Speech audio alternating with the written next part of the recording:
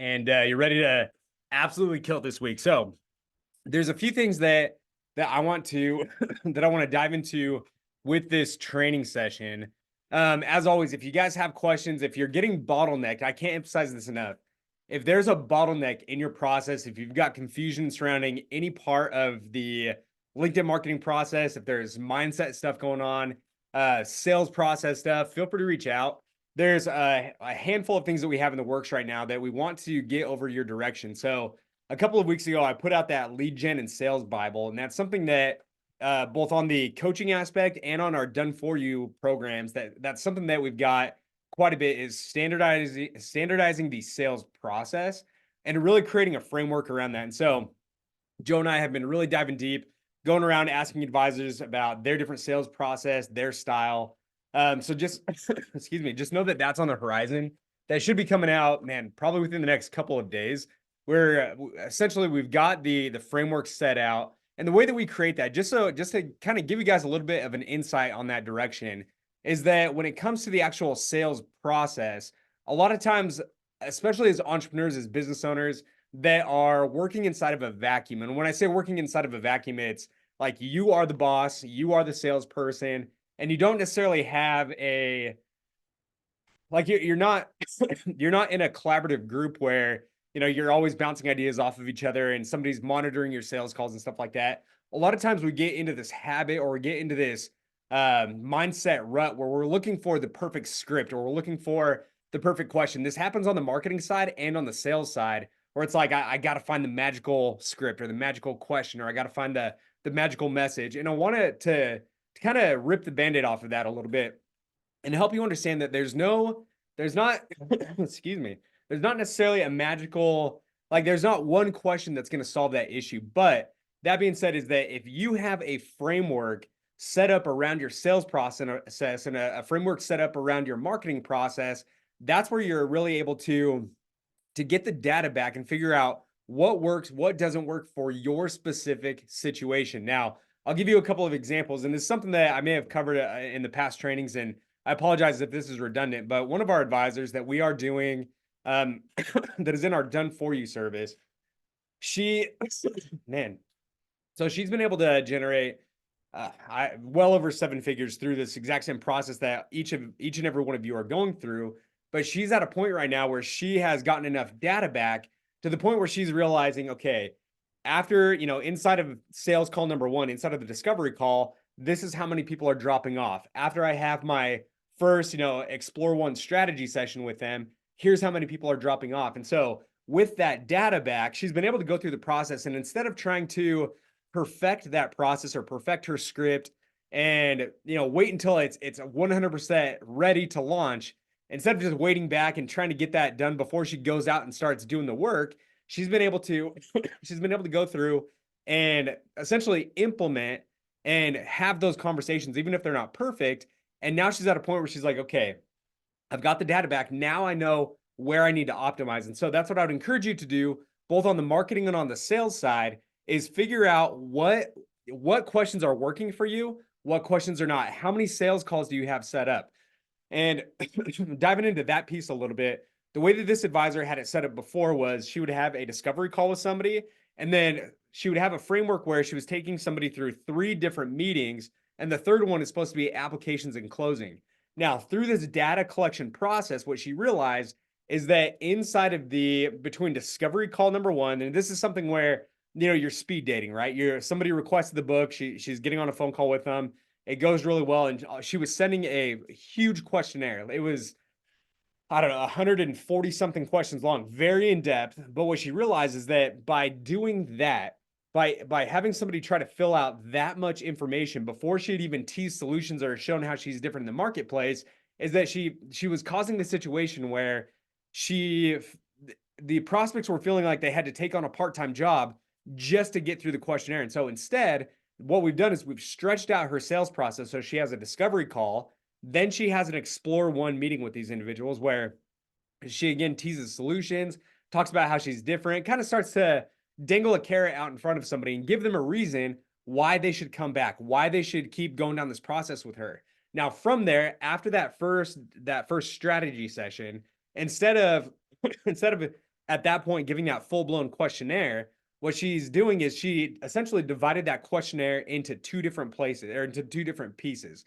So, questionnaire number one is going to be asking, what are your goals? What does your financial picture look like right now? How much do you have in your 401k? How much is in your IRA? What do you want to do in retirement? What does, do you have life insurance? Do you have annuities? Do you have long-term care? Do you have a CPA? Do you have an estate planning attorney? Is your estate set up to maximize wealth preservation and tax mitigation, something like that? Essentially 65-ish questions that somebody can go through in a matter of about somewhere between 7 and 10 minutes. But again, they don't have to, they're not feeling like they're taking on a part-time job in order to fill out that questionnaire. Now, what that does is it gives her enough ammo, it gives her enough information so that when they show up for strategy session number 2, she's got something where she can, again, start to paint the picture for these individuals, start to show them what their financial picture can look like as they continue down this process. Now, in order to do the planning the right way, one of the things that she requires is that they have to give her at least 2 years of their most recent tax returns. She has to get their investment statements. She has to get their life insurance policy statements if they have them, the most recent one. Same thing with annuities, same thing with long-term care.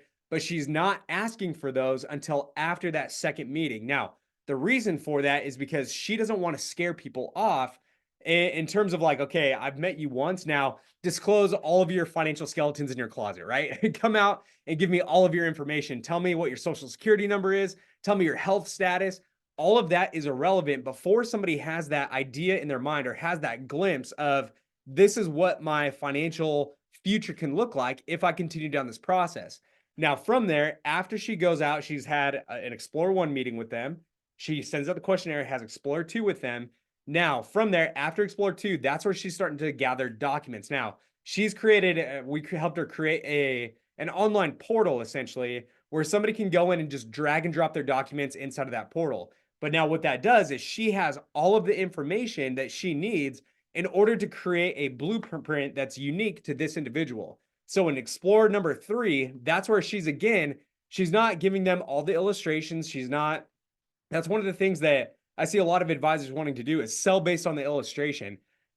I did case design for Penn Mutual. I was a case designer at an IMO. I did all the illustration work. Those things are, it's a mess, right? You're looking at sometimes 70, 80 pages of a bunch of fluff and a bunch of financial information and disclosures, where if you're selling off of the illustration, you have the potential to lose this person because they don't understand what each of these different, graphs and charts and spreadsheets, they don't know exactly what that means. So they may gravitate toward, hey, look at this, the guaranteed column. It doesn't look like my money's growing. In fact, I actually lose money starting at age 70, whatever it might be. And instead of looking at the guaranteed illustration, you want them to look at the non-guaranteed, right? The more realistic, hey, this is probably what's going to happen. It's not going to be accurate, but even in that circumstance, you want to help them understand or help them gravitate toward what is actually going to be most applicable to them. So in Explore 3, as she's going down and as she is painting this picture for these individuals, that's where she's getting them to buy into whatever it is that she is trying to implement for them. When it comes to both the marketing and the sales process, and this is something I was going to dive into a little bit further in this training, but I'm going to go ahead and jump over to it right now. But inside of each of our prospects, one of the things that we have to do throughout the marketing process and throughout the sales process is change the stories that our prospects are telling themselves internally. We all do this. It doesn't matter how long you've been in the industry. It doesn't matter how well your business is going.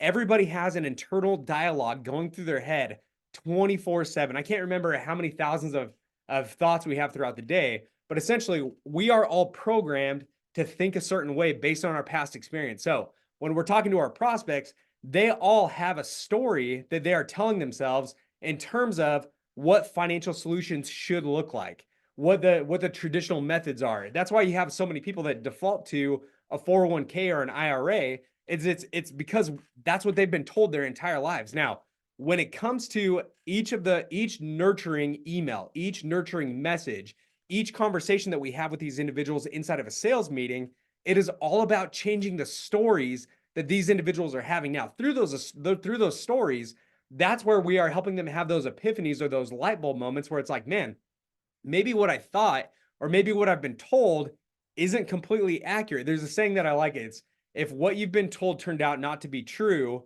when would you want to know, right? And so that's exactly what we're having inside of this life insurance, inside of this annuity conversation is, hey, you don't necessarily need to leave your retirement nest egg subject to market volatility. You don't need to take those negative returns when they happen in the market corrections. There's a better way to do it, right? That's when we get into indexing strategies or we get into whole life where, you've got the guaranteed, you've got the dividends and all that good stuff, right?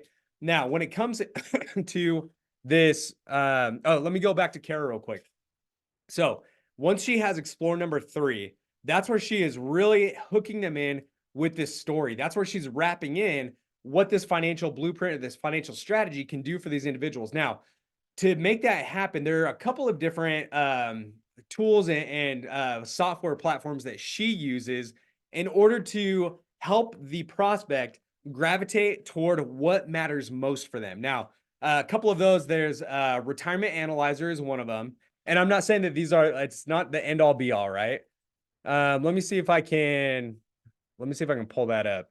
So Retirement Analyzer is one of them. And that's going to be right here.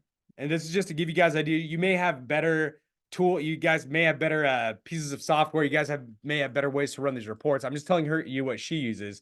That's one of them. And then she uses Holistoplan also. These are her two go-tos in order to generate these reports. Again, not necessarily selling off the illustration, but what she's wanting to do with these pieces of software inside of that third strategy session that she has is help them understand what their financial picture could look like. Now, this is where she gets into like the tax returns and stuff, right?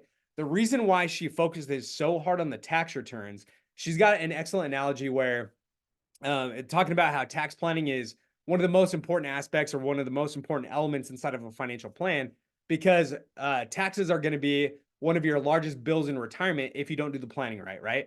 And so she'll tell these prospects, she'll give them an analogy of getting a financial plan without having your financial advisor review your tax returns is like going to the doctor and them not looking at your medical history before making a diagnosis, right? So you walk into the doctor's office and they say, yep, you're feeling this way. All right, here's a prescription and you're out the door, right? You got to look at that medical history, right? So inside of the tax return, this is where she's going to get a lot of information that's going to help her understand what is actually going on in their day-to-day life, right?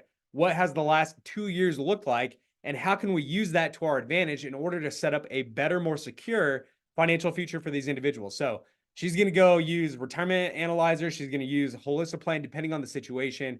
And that's what she's talking about in meeting number 3. Now, meeting number 4 is where she's going to be doing applications, paperwork, stuff like that.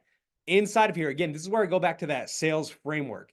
There are a lot of situations where this individual may need more than 4 meetings. And like inside of the industry, and this one bugs me a lot, everybody talks about the 2-call close or the 2-meeting close or whatever it might be.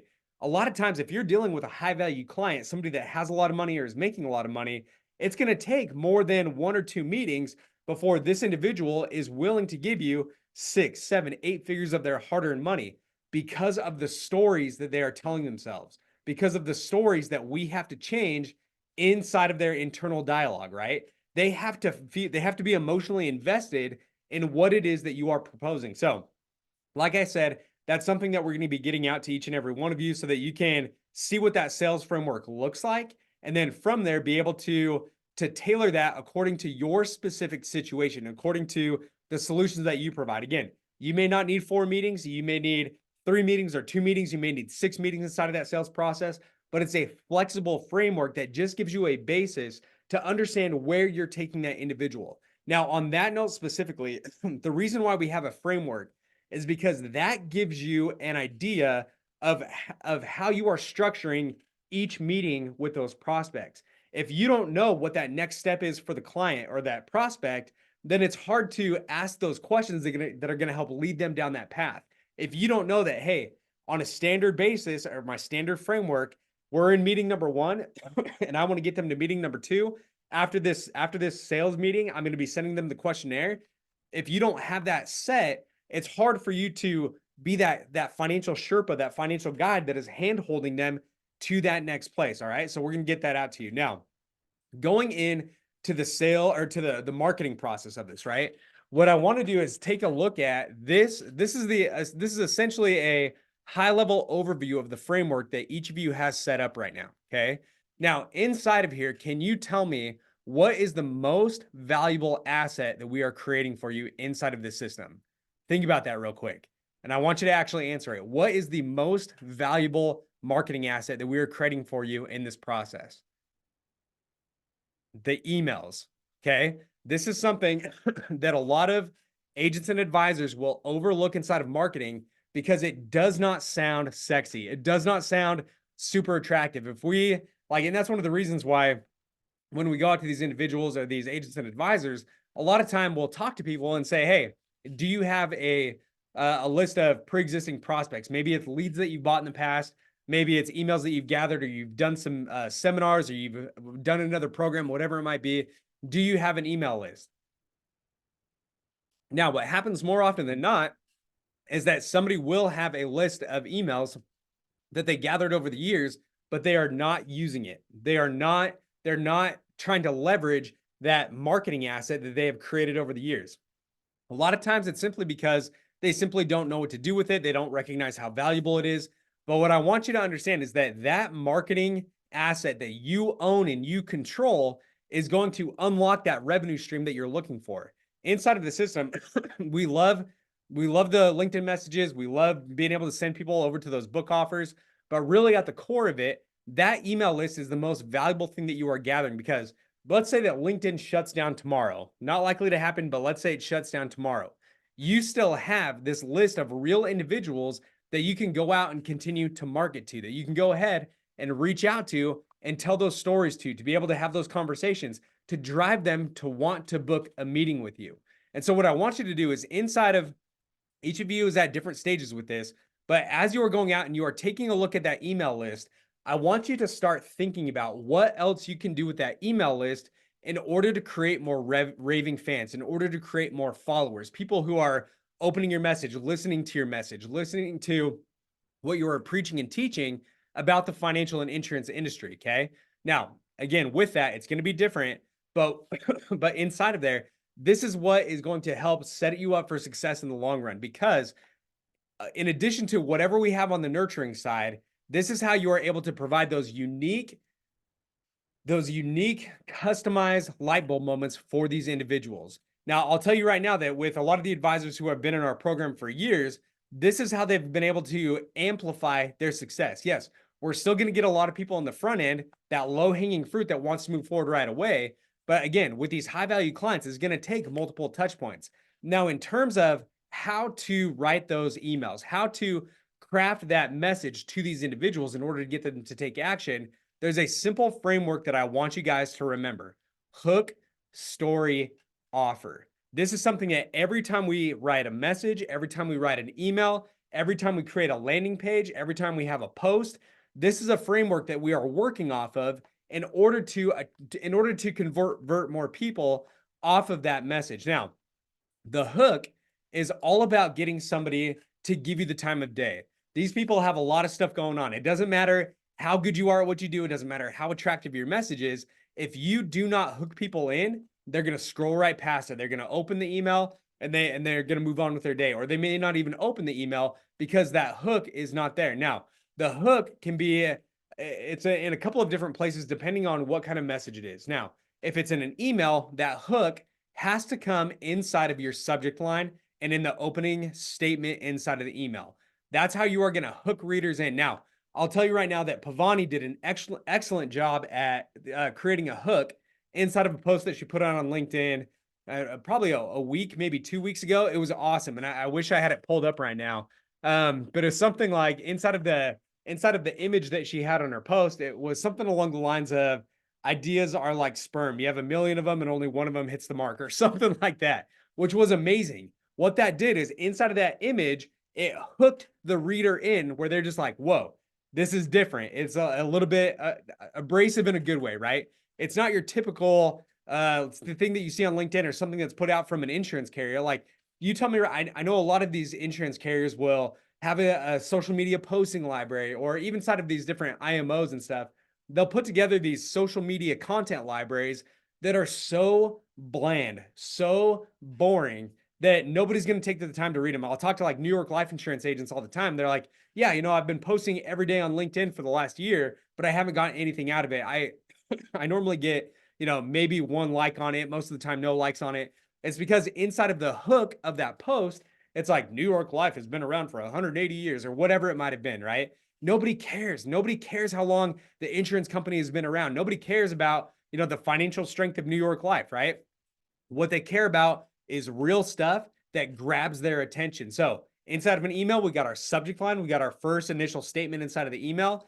Inside of our post, that hook can be inside of that image that we have along with our post, and it can be the opening statement as well. Again, go look at Pavani's post. It was amazing on what she put out there, okay?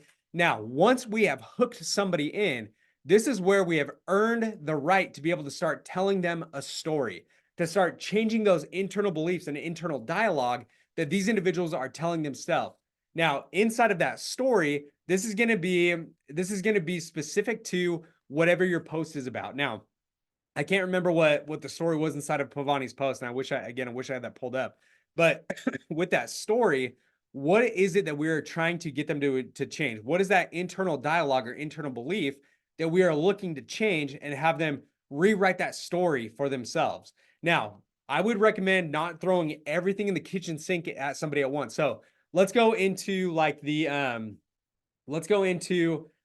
insurance specifically, life insurance for retirement planning. Now, what I would say is like, if you go take a look at life insurance specifically, there are a number of things that it can do. There's the death benefit protection inside of retirement. There's the living benefits. There's the tax advantage benefits. There's the market volatility and protection that you have inside of there.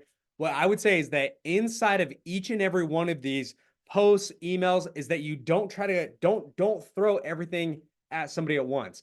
Focus on one of those benefits and tell the story along with it. Now, with taxes, let's say that you want to tell the story of helping somebody understand what the national debt is today, just how big that is, and what it means for future tax rates. So if you go take a look at how big a trillion is, right? And what is the like one of the things that I'll walk somebody through is how big is 1,000 seconds? How big is a million seconds? How big is a billion seconds? How big is a trillion seconds? So if you look at it, I think, and I'm pulling these numbers off the top of my head, so I guarantee they're going to be wrong. But I think 1 billion seconds is the equivalent of about, it's either 27. Yeah, let me pull it up. Hold on. We're going to do this live, okay? And this is one of my favorite things to help somebody understand. Let's see.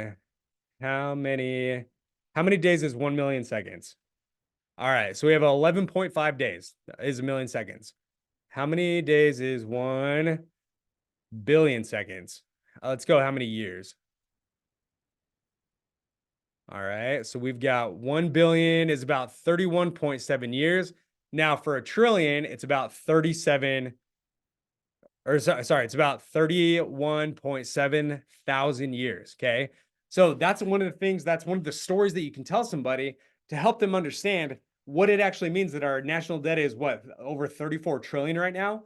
Help them rewrite that story so they can see just how big the national debt is and what that most likely means for retirement or for tax rates in the future, how you can position tax advantage strategies in order to help alleviate the tax burden to get as close to that 0% tax bracket as possible. Now, I think we have a question inside of here. Give me 1 second. First, when you say, where most advisors get bottlenecked, also in the first call. All right, so we've got, that's awesome. So the question is, I have my first meeting today. That's awesome. Congratulations on that. Now, can you share where most advisors get bottlenecked? Also in the first call, what hooks and stories keep the client engaged? So a couple of different things. Now, again, it's not going to be a one size fits all. So make sure to adjust this according to your strategy and what you're looking to accomplish. So the first one is where most advisors get bottlenecked. So I will tell you that inside of that first meeting, what I see a lot of times with the agents and advisors is that inside of that first meeting, they're trying to sell too hard, too fast. And what I mean by that is you have a product in mind that that you don't get paid unless you sell this product. And so what happens is you go out guns blazing saying, talking about IULs, you go out guns blazing talking about annuities. Now, the problem with that is unless you've painted the picture of what you're trying to solve for them, and unless you know exactly what they are looking to accomplish, it doesn't matter how great an IUL is or how great an annuity is. And so, what I'd say is inside of this first meeting, what you're looking to do is tease somebody enough to where they want to show up for that second meeting. Because inside of that second meeting, you're going to have you're going to help, start painting the picture of what you can help them accomplish. And so what I'd say is inside of that first meeting, what you're looking at doing is asking open-ended questions. You're looking at trying to figure out what really drives this individual. What is that thing that they are trying to accomplish?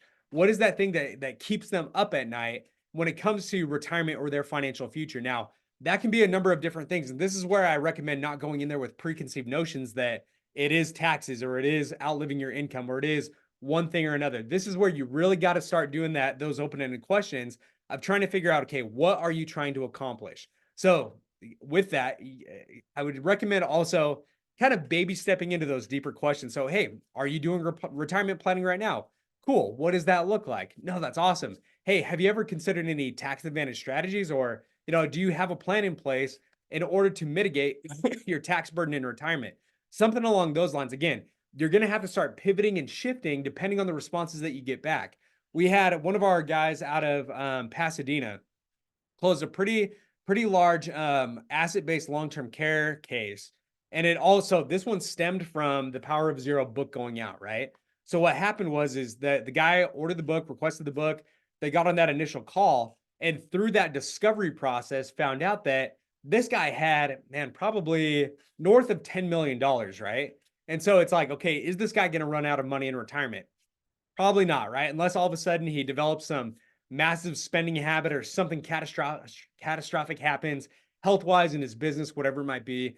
But through that discovery process, they found out that he had this large bucket of money, but there was no protection set up around it. So if they had a healthcare event, if there was a long-term care event that took place, this guy was going to have to come out of pocket. And so the advisor was able to position, hey, what if we can essentially reposition your assets, just move them over from one bucket to another bucket? And I don't believe there was a tax burden to be repositioned those assets because he was already in retirement, things like that.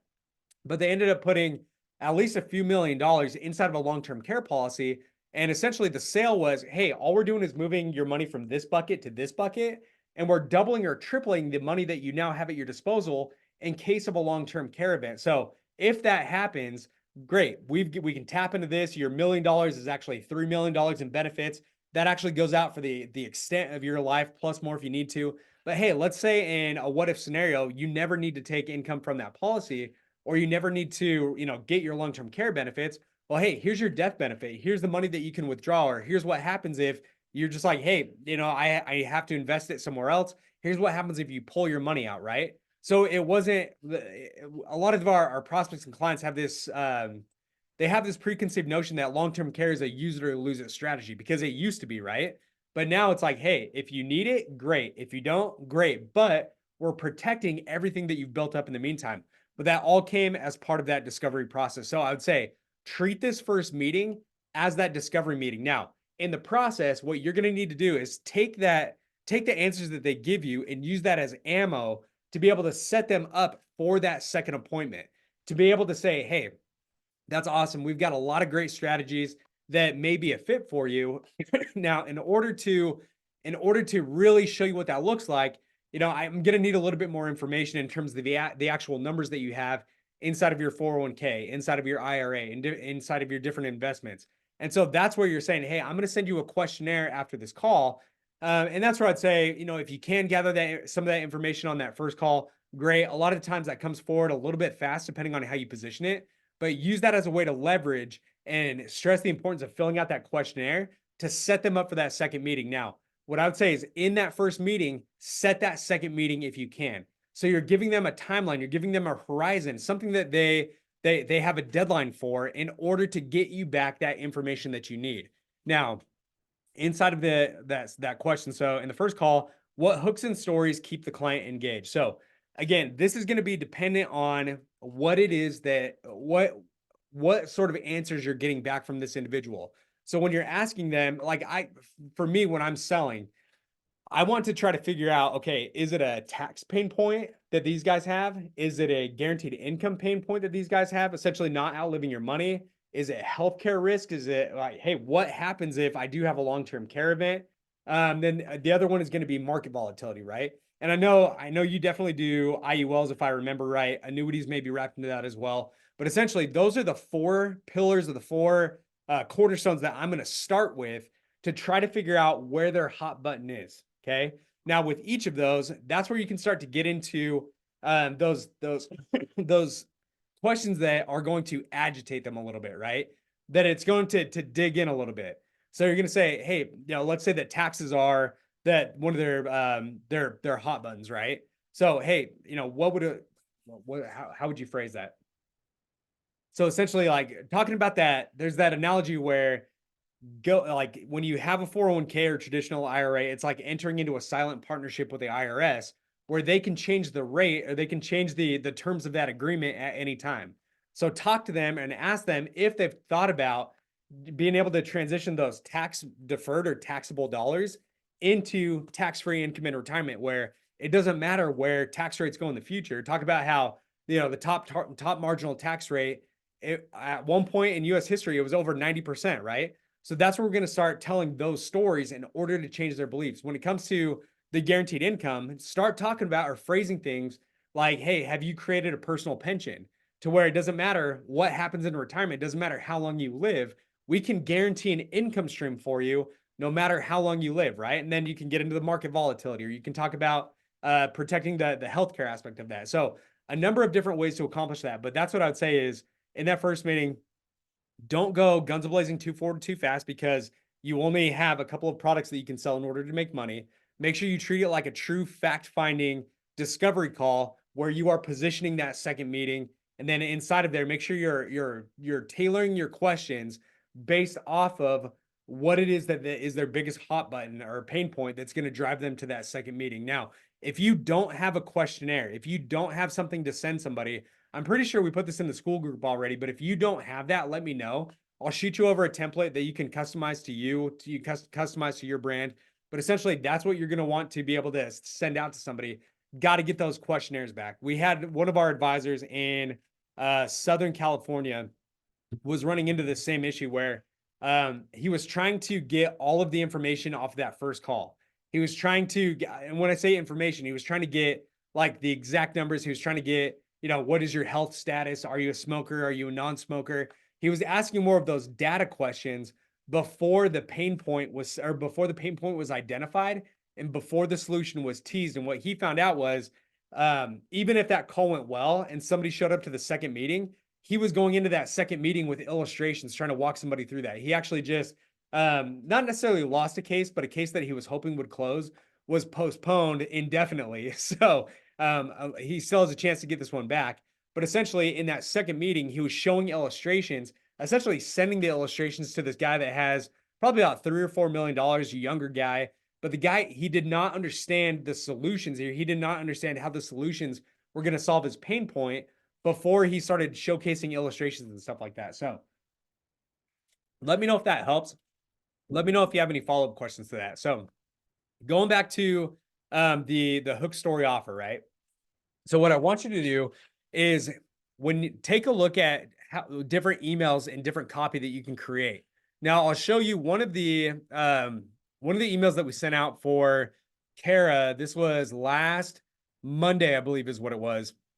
It was essentially, and I'll get this copy over to you guys. This is something that I would recommend.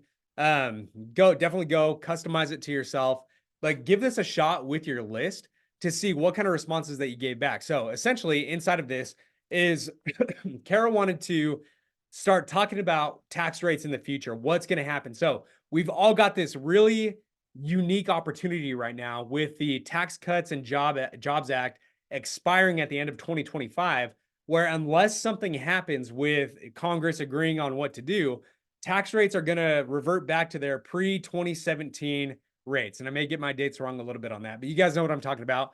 Essentially, we've got the sunsetting taxes, right?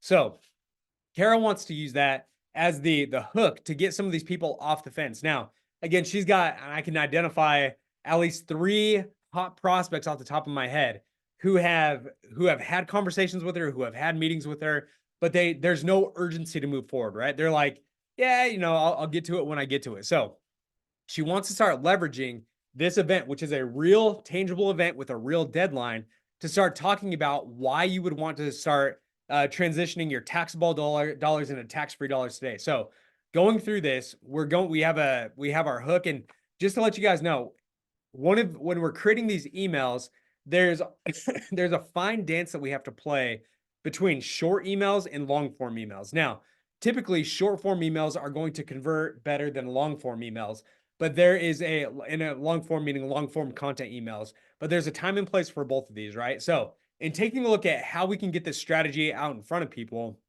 we decided to position this into a two-part email. So Kara still has the automated nurturing going on, right? She still has all of the sequences. She has the lead magnets going, still have his LinkedIn stuff going. But on top of that, we're sending out another email that's going to be in conjunction with all the automation that's going out. And that's one of the things that I want to emphasize is that just because you have that automation going, it doesn't mean that you can't send out more. It doesn't mean that you can't keep going and getting out those personalized custom emails. So inside of this, we've got, okay, what I'm about to walk you through is not political. And this is something just so you guys know. So we've got our hook. And I want to walk you through why we structured it the way that we did. So we've got our initial hook, right? This is the subject line: tax rate increases on the horizon. The preview text is what it means and strategies to consider today. So hook number one. Now, hook number two, this is something that we can leverage to our advantage, because it's going to tease somebody and talk about it's almost like bringing up something that's controversial, right? Now with this, it's not necessarily controversial. Yes, we're going to talk a little bit about politics, but not in the sense of like, you got to be Republican or you got to be Democrats, or this side is right, this side is right, they're both wrong, whatever it is, right? But we're talking about what it actually looks like no matter what side of the aisle that you're on. But we're using this as a way to grab somebody in where it's like, hey, what I'm about to walk you through is not political. In fact, I briefly considered not sending this out because I was afraid of it being construed as such. And so that's going to give somebody that, like going to Pavani's post about IDs being like sperm, right? It's something that it's like, oh shoot, like it's different. It's something I kind of want to dig into this controversy a little bit, right? So we're talking about tax rates are currently high. Yes, you have a good idea for saying so, but we're experiencing some of the lowest tax rates in history. Talking about the top marginal tax bracket once topping over 90%. Now, do we think it'll get back to 90% plus? I hope not, but, and this is where we can dive into like the facts, right? Like this is what's going to happen unless Congress comes to an agreement on something. So we're talking about, we don't know for a fact that unless the Democrats and Republicans can come up with an agreement, or come to an agreement, taxes are set to increase at the end of 2025. And this is where we wrap in, okay, it doesn't matter if you're Democrat or Republican, these guys just aren't agreeing on anything these days, right? That's the fact of the matter. So we dive into 2017 Tax and Jobs Act lowering rates.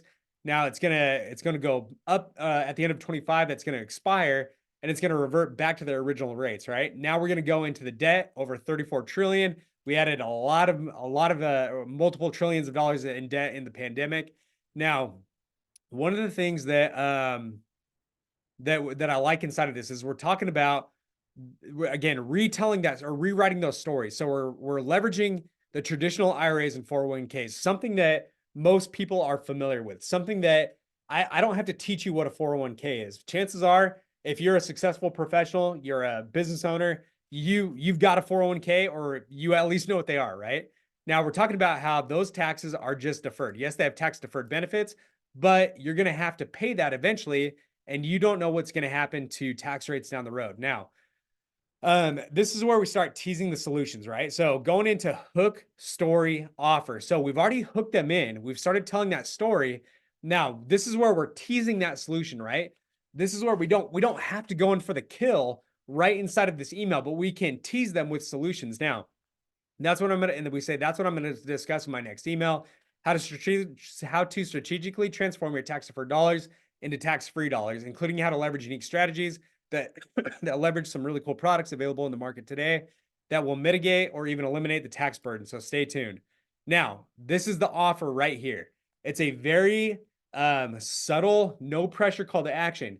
But what this is going to do is that, again, if you want somebody to be able to, if you want that low hanging fruit, somebody who has the if somebody who has those pain points that right at the forefront of their mind, you don't want them to have to wait if they don't want to. You don't want them to have to go find your website or find your funnel or go back and find your LinkedIn message. You want to make it readily clear what they can do if they are ready. So at the bottom of this, we said, if you want to get a jump start on the strategy and see how it can apply to you, simply reply with the word taxes, and I'll get you some more info. Now, this email went out to right around 4,500 people, give or take, right? Now, off of this, excuse me, off of this, she had, I want to say around somewhere between 10 to 15 people who replied back with the word taxes, not wanting to wait for her next email, not wanting to wait for that next piece of information to come out before they took action, because that's, again, that's right at the forefront of their mind. So we are giving them the next step that they can take if they are ready. Now, question about that. What are the strategies to transform tax deferred into tax-free dollars? Great question. So and let me read that slow. Sorry, I just kind of mumbled through that. Question about that. So question about this email. What are the strategies to transform tax deferred dollars into tax-free dollars? Now, there's a couple of different ways that you can accomplish this, right? And this is where we start talking about, IRA or 401k rollovers, conversion strategies. And this can go into annuities. Essentially, you're taking somebody's 401k, tax deferred dollars, traditional IRA, tax deferred dollars, and you're going to roll that money over into an annuity or into a life insurance policy. Okay. So, and that's what we dive into in that second email, and I'll show you that. So, and then I think, let's see if I think this is Pavani put her post inside of here. Let's see if this is it. Yeah, this is it. This one, dude, super cool. And this is where you don't have to be like, you don't have to, you don't have to be so uptight as a financial professional, right? This was amazing. So look, we've got 48 48 likes or engagements on this post. We've got 41 comments, right? And I'd love, at some point, Pavani, I'd love to see the metrics on this. And again, they're vanity metrics, right? So it's going to look good, feel good. But I would love to see, how many posts or how many views like this post got. But anyway, going back to this. So we've got that email that teases these solutions, and we've got 10 to 15 people who replied back saying taxes. Right now, before before I walk through the second email that we have inside of here, what I want you to understand is on those responses where somebody replies back saying taxes, and this is something that Kara went through, that this is where her natural inclination went to of what to do when somebody replied. She's like, okay, I need a brochure to send them. I need a PDF. I need like a video, or I need something that I can send out to this person. Now, remember, going back over into right here, right? Your quickest path to cash is conversation. So this email, when somebody replies back, all I'm looking to do is create a conversation between the advisor and the prospect, somebody who is engaging, somebody who is interested in these solutions or whatever it might be. So Kara, instead of just sending a brochure or sending out, a PDF, what I told her to do was, once somebody replied back with taxes, don't jump to the gun. Keep that conversation, or don't jump the gun and just try to sell something or just try to send them a product brochure. Start using that as a way to get them on a meeting or a phone call or a Zoom or whatever it might be. So when somebody replied back with taxes, just say, excuse me.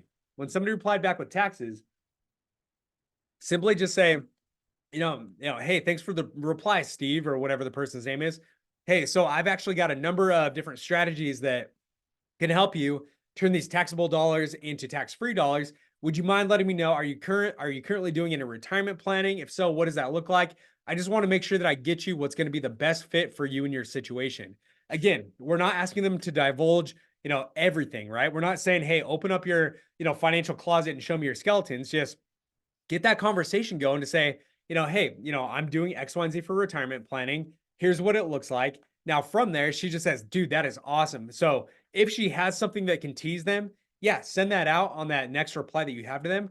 But more often than not, what I want you to do is just say, that is awesome. Hey, I can actually walk you through how this can apply to your situation. Do you have 15 minutes that we can hop on a quick Zoom?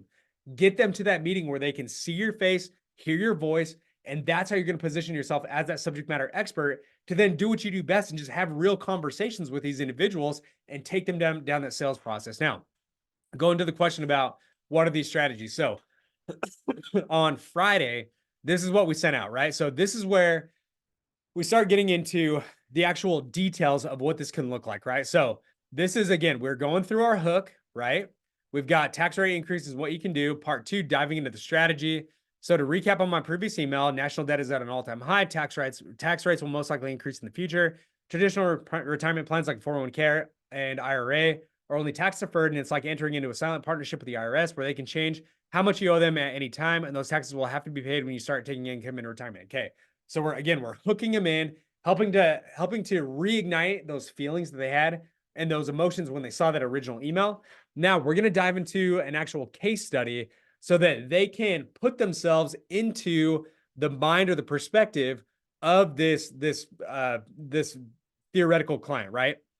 So we've got so boom. Here's another cool thing too. So one of the things that when you send out an email like this, you don't want to paint yourself into a corner to help. You don't want to paint yourself into a corner to the point where they're like, okay, well, this strategy doesn't work for me, so I'm not gonna do it, right? Or they get into this scenario where they're like, okay, I don't understand this. A confused mind always says no, and they just blow right past it, right? So right here, we're gonna say there's no one size fits all, and it depends on your specific situation. So don't hesitate to book a call with me here, and this is where we hyperlink over to our calendar if you want to see how this might be a fit for you, okay? So now we're diving into a case study. We got a 58-year-old man named Lee who is currently in a 24% tax bracket. Now, two things on his mind. He sees the national debt, and he's worried that when he takes income in retirement, taxes are going to be higher than they are right now. Now, with that, he would like to protect at least some of his money from market risk while not losing out on growth opportunities for accumulation. So one of the strategies that he can look at is, and this is where we start. So inside of this right here. So with this, we could have, and this is talking about an annuity, right? This particular case study, all the numbers point to an annuity. With that, we don't want to necessarily use the word annuity, and then all of a sudden we've got all these preconceived notions about what an annuity is playing to a disadvantage for us, right? If I say the word life insurance to somebody out on the street, they're going to think about it is something like Dave Ramsey, right? Buy term, invest the difference. Or they're going to go and just say like, oh man, I got screwed on life insurance in the past. I had a 10-year term that expired. I never used it. That was $100 a month going down the drain. So what we want to do is we want to be able to tease these solutions in a way that doesn't play to negative connotation. So this is going through an annuity, and I'll tell you, it's the Allianz, which one is it? Allianz ABC annuity potentially. I'll double check on that. But this is what it'd help him do. Keep growing his nest egg without risking it to negative downturns in the market. Create a guaranteed income stream in retirement, no matter how long he lives. Remove the tax burden entirely from that income stream, no matter how high taxes go. So with this strategy, rolling over those taxable dollars into a tax-free bucket. So when he goes through, let's say that he's going to, and I think we put in this scenario, we're using $100,000 as we're using $100,000 as like as that hypothetical amount, right? So when he goes to transfer his funds from that traditional IRA over into the annuity, again, he's 58 years old. He will have to pay taxes on that transfer, which is roughly $24,000, right? Now, with that, you may get a couple people who are just like, whoa, so you're telling me I've got to pay 24 grand in order to take advantage of this solution. Now, here's where we have to start really digging into them with the benefits and how we can essentially create a wash with the taxes that are owed and what's actually going into that new bucket, right? So the number one benefit is he gets to control the timing of those taxes, okay? So instead of risking it to higher taxes in the future where we don't know where they're going to be, he could be in a 40% tax bracket, a 50% tax bracket. Hell, he could even be at a 30-something% tax bracket where he owes more than he does today, right? Now, number two is that with this particular strategy, with this annuity, there's a number of benefits wrapped inside of this annuity that are going to create a wash scenario for him where he accomplishes what he needs to, right? So number one, this annuity has a 25% contribution bonus, where once you fund this annuity, let's say your premium is $100,000, there's a 25% contribution bonus to that premium that you put into the policy. So let's say he contributes $100,000, he receives an automatic $25,000 additional amount inside of his annuity. If it's $1 million, he gets $250,000, right? So again, those are real numbers. And now these numbers I didn't make these up. I'm not spinning things around. This case study I used from a product brochure from Allianz, right? For this product. So he goes through, and then plus on top of that, he's got inside of here, he's got a 250% protected income value interest bonus. Now, with this, I'll tell you that typically I don't like putting all this industry jargon inside of here. I don't like talking about, like, this is something that I hate, and this is like a really dumb name. Protected income value interest bonus. This is Allianz's wording, but it's accurate, right? So before I got into it, I teased it with saying, or prefaced it with, hey, I'm going to use some industry jargon that may not make a lot of sense, but I promise it will after you and I meet, right? So I let them know, hey, I'm going to overwhelm you a little bit, but I promise it'll make sense. So with this with this protected income value interest bonus, that's a mouthful. It will enhance the returns he sees each year. So let's say the market returns a modest 3% return in a given year. In a given year. There we go. His funds would actually grow by 7.5%. So whatever the market returns, he gets an additional 250% on top of that. Okay. Now, with this annuity, what happens is, and this goes to the question that you were asking about what are the strategies. So with that annuity, it operates like a Roth because you are funding it with post-tax dollars. All the income coming out of that policy are tax-free.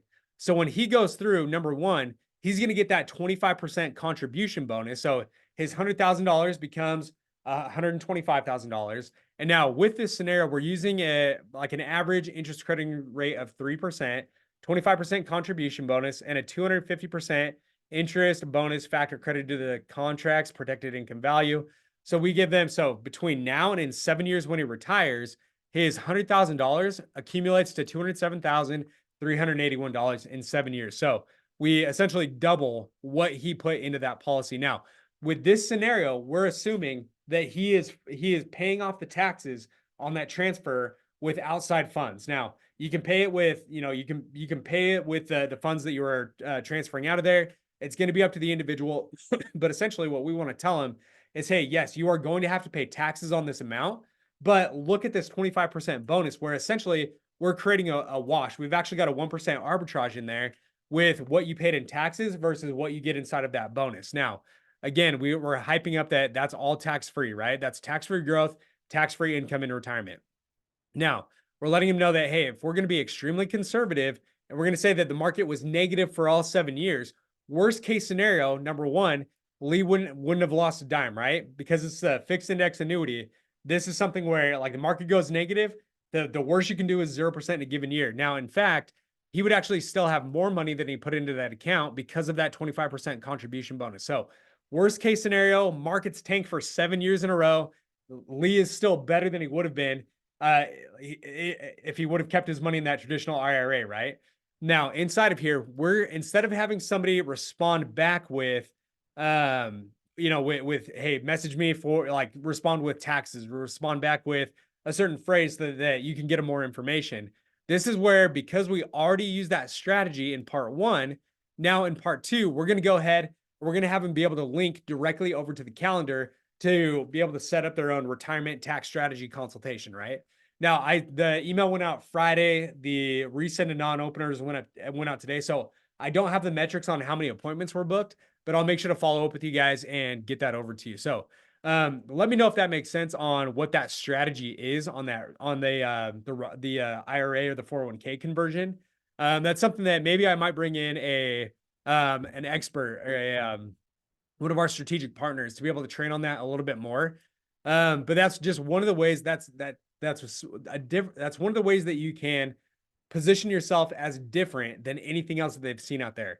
A lot of people aren't going to go through and take the time to explain this, but you've got a lot of the Edward Jones guys, you've got a lot of the Fisher investment guys that it's all about just getting into the market, right? But if you can come out with something that is going to pique their interest, where it's like, hey, taxes are going up and I've got a unique strategy that's going to help you go from taxable dollars to tax-free dollars or tax advantage dollars, that's something that's extremely powerful. Again, it's all being about being different. So my ask of you, my call to action for you is this week, get out one unique email that that mirrors or models this strategy. You got hook, story, offer. Now, I'll go ahead and inside of the school group, I'll drop these 2 emails inside of there so that you can use that, like, you can copy and paste those in there, or you can tailor them to a different strategy that you want to be using. Whether it's, I know you've all got a little bit different solutions, or a little bit different ways that you position yourself. So just take a look at what we did inside of here. At the beginning of this, in the beginning phases, there's a saying that I like. It's model, mimic, master, where it's a mimic, model, master, one of the two. But essentially, what you got to do is essentially, when you see somebody out there who is doing what you want to do, you want to be able to model what you're doing off of that individual. Now, with that mimic, a lot of times it's going to be just saying the exact same things that they do, right? If you see that they're asking this question, you ask that exact same question. Now, over time in that master phase, that's where you start to understand, okay, here's how I put my unique spin on this. Here's how I can go out, and here's how I can position myself based on my solutions, based on my subject matter expertise, but model, mimic, master. All right. So I've got to go. I've got to hop for another meeting here, but let me know what questions you guys have. I'll drop these in the school group. Appreciate you all, and I will talk to you guys soon.